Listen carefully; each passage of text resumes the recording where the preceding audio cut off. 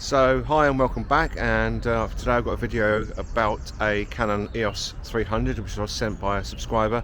Thanks Mike for that.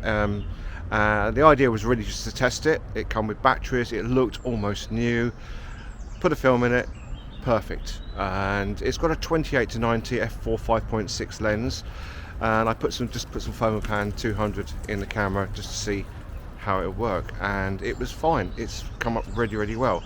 So I did a little bit of videoing when I was out and about yesterday and the day before, just taking some shots with it, and I did talk about the swans, and apparently what I say in the actual video was wrong. They're actually courting. They were looking at, you know, sizing each other up to mate, as it were, rather than doing where they actually mark their territory. I thought they were marking their territory. They weren't. They were actually courting, as it were. So it was quite interesting, and I got a few shots of that on the FomaPan as well. Not brilliant shots. It wasn't in the most well lit area where they were doing this. So anyway, here's a little bit more video of me out and about, and then I'll talk about the photographs at the end.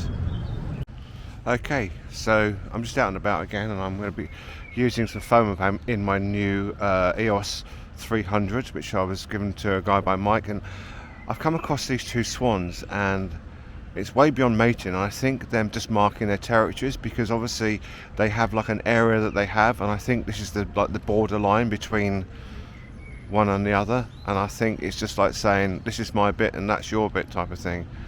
So it's quite interesting. I've got a few shots on some FomaPan 200 which I'm testing the camera with, and I'm a little concerned about I don't know if I've taken 10 frames and then something's gone wrong, because I thought I'd taken almost all the film, but it says I've only taken 10 of them. So because the EOS 300 winds back into the camera, so it winds the full spool out and then winds back as it shoots. So it's interesting just to see what's happening with these swans. I was going to film where the gates are for the canoeists and use it at different focal lengths, because I've got a 28-90 zoom lens, and I just wanted to test that out to see how clear it was at different focal lengths, and that's quite a good indicator to me. So I'm going to go and do that as well. Okay, so I just wanted to jump in here rather than do all this at the end. I'll just do it intermittently as I go along, and I'll show you all the photographs by the end of the video. I just wanted to show you the pictures of the swans I took, and also the gates where I'm zooming in at different focal lengths to see just how sharp they are at 90. I think it was 90, 70, 50 and 28 I think I went for. So they were the ones, the different focal lengths I chose. But let's quickly just look at the swans. As I say, it's not necessarily my best work, but you can see the light's quite flat on here, but it's still a nice shot of the swans together, you know.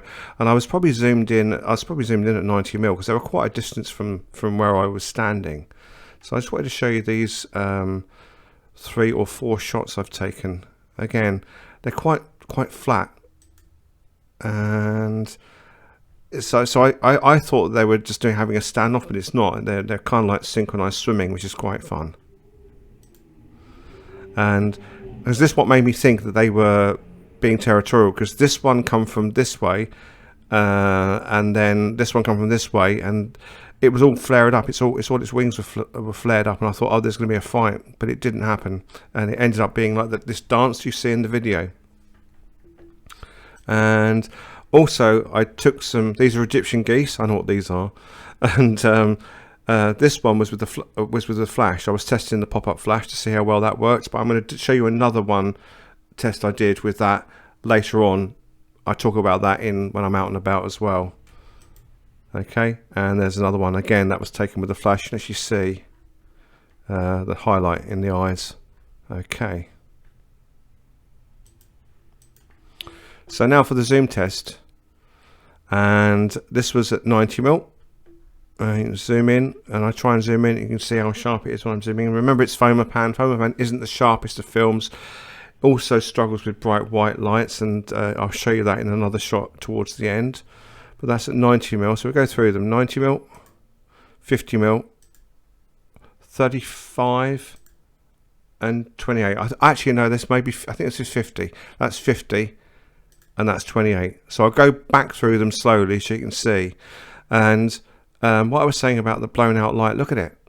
And it's not even, the sun isn't even out, and it's also off to the right hand side of where I'm taking the photograph.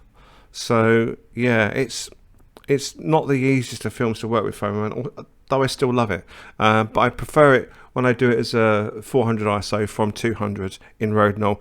Gives me a lot better results. So you can zoom in and see the VKC there, and again there. Now also the other thing to remember is it was also 125th at f8 for all of these shots. They were all identical. The exposure was identical. There was no difference. So there's a quite little bit difference in the contrast as well. That may be because of where the zoom is and where the light's falling for each shot. And so that's 90 and that's 75. So let's have a look at the VKC. That's not too bad. And go back again. Yeah, they're about the same. But to be honest with you, for what it is, it's actually a really nice camera, and the lens is perfectly sharp enough for what I want to do with it. Sweet. So I've just taken a photograph of this blossom on the tree, and I've taken it in two ways. I've taken it as it is, and then I've used my pop-up flash on the camera to see. One thing is to test whether the flash is actually synchronizing properly, and the other one is to see what difference it gives between using a flash gun in daylight and not, and seeing what the difference is between the two. So I took two shots the same, one with flash and one without flash, and I will tell you which ones they are, but I wanted just to show you the two shots before you can make your decision up. So one of these was taken with a flash and one of them wasn't, and I wonder if you can work out which one of these two is the one with the flash before I tell you. So I'll go back to the other one. So that's number one and number two. Okay, I'll do it one more time. 1 and 2. Okay, the second one is the one with the flash on. You can I actually struggled to tell. I remember because I remember in which order I did them. But you can see there's more of a glisten on the leaves on this one, or you might get some shadow on parts of the flower. But there you go, and that's the difference between the two, one without a flash and one with a flash. Okay, so I've propped the EOS 300 in the tree, and it's basically a bog standard Canon camera. It has similarities to the EOS 1000, the way it rewinds back into the spool rather than rewinding actually forwards. One of the nice things I've got about it is you can choose your focal point. So I always tend to do it to the center point, and so lock on, focus, and then move. But other than that, I think it cost Mick 15 quid to buy it with a lens, so can't go wrong. The other thing that concerns me is, let's just pick it up, is I think that I'm not 100% sure about the exposure. It seems to be a little bit fast, so I need to test it against one of my other light meters to see if it's actually exposing properly. Having said that, I'm going to be developing the film later on today, so hopefully I'll be able to tell by that. But as I say, very straightforward, very much a Canon EOS film camera, with nothing really spectacular about it. Other than that, it seems to be working perfectly well. So when I go out and photograph and I've got a camera I'm testing, I'm just not looking for anything particular. I'm not looking at taking anything that I've been planning to do for weeks. There's no point in that, because you don't know if the camera's going to work, if the flash is going to work, if the shutter, if the aperture is going to work on the lens. So I just go around and just take snapshots of things I see. I've got some stuff coming up in a couple of weeks. I want to go into London. Wanted to go today, but that just didn't happen because we've got bus replacement to Hitchin, and then I've got to get a train from Hitchin. I thought no, not going to do that. So I've got that coming up, and I've got some new film coming in and to the developer, thanks to someone who bought me some coffees. So, and I'll be doing something about that midweek before I use the film. Anyway, so what I decided to do is just literally wander around town and take a few shots, and perhaps a few shots of stuff that may not be there for too much longer, in the sense of like the obviously Debenhams is gone now, and you know, I wonder how long before something is done with this building and the actual signage is taken off. It'd be nice to have my own memory of this place rather than it being something I see online. So I just took a shot of that, and we've got the two faces, and I've taken so many shots of the faces. I've never done it like that before, so that's why I took it in this particular way. I wanted to get the shot of the face with the Debenhams in the background, and it's really quite a striking image, and I'm really quite pleased with it. One other thing I will say, I did develop this in ID11 as 200 ISO, and I'm not overly keen on the results I've got. They're quite flat, but that's by the by. I should have done it in Rodinal. I think I'd have got more of a punchy look to the film. But as I say, I was testing and I had the developer in, so I used that. And this is the front of the main shopping centre. It used to be a school at one point, and I wish they'd have kept it as a school, because it made us such a nice town to have a school in the town centre like this. It's been great, but no, it's now a facade, and it enters into the Harper shopping centre. But you can see, zoom in, you can just see how sharp this is. So I would have been probably about 35mm focal length for that shot there. So when you zoom in, you can see. Okay, and so the other way I see is that if the lens is any good, I photograph text, and this is a shop that's been that's closed, and they just had these in the window, so I thought I'd try that. And again, they're quite sharp, that's quite nice. So I'm actually really pleased with this 28-90 lens. It's good enough for me, and I can see myself using this EOS 300 or putting the lens on my EOS 100, because that's a bit faster than this, the 300 is, and going out with that.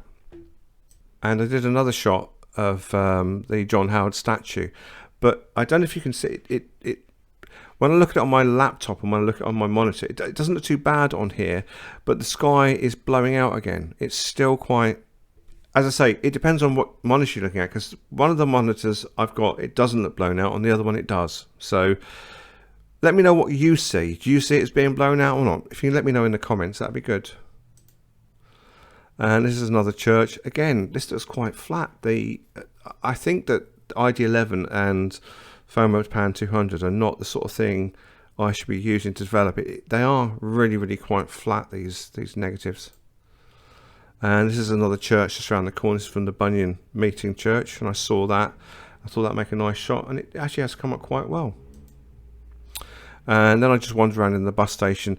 Another thing I do is, obviously I take something at a distance and I zoom in and see how legible things like the number plates are. So that's what I was doing here.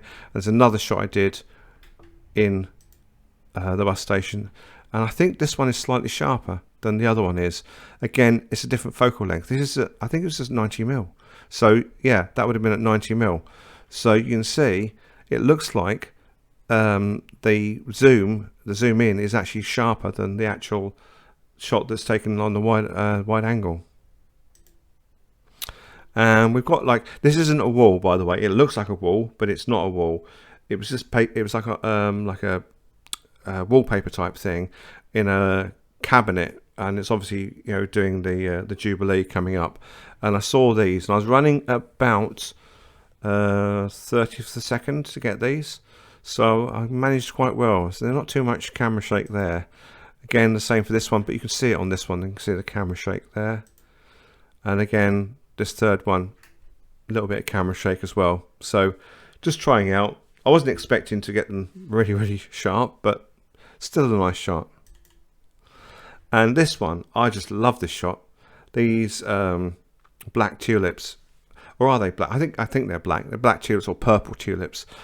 Just looked amazing, and I did a shot of here and then another shot of wide angle. But when you zoom in, you see that's really quite nice, really pleasing.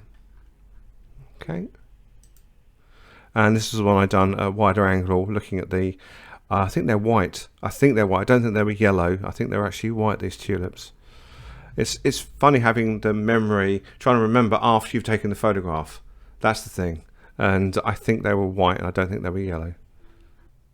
So I'd rather go out and take photographs rather than just trying to use the camera on one shot and take a few shots in different settings.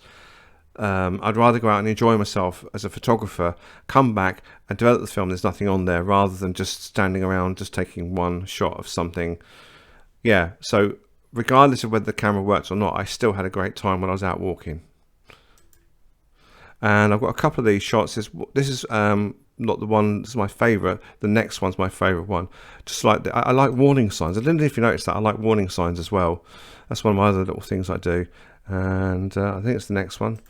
And this is the one I like the most, because you've got a nice deep blacks, the 4 mile an hour, the danger sign, and the wood here. Really, really like it. Anyway, I hope you enjoyed this video. Don't forget to like, comment, subscribe, and I will see you in the next video. Oh, and don't forget to buy me a coffee if you can.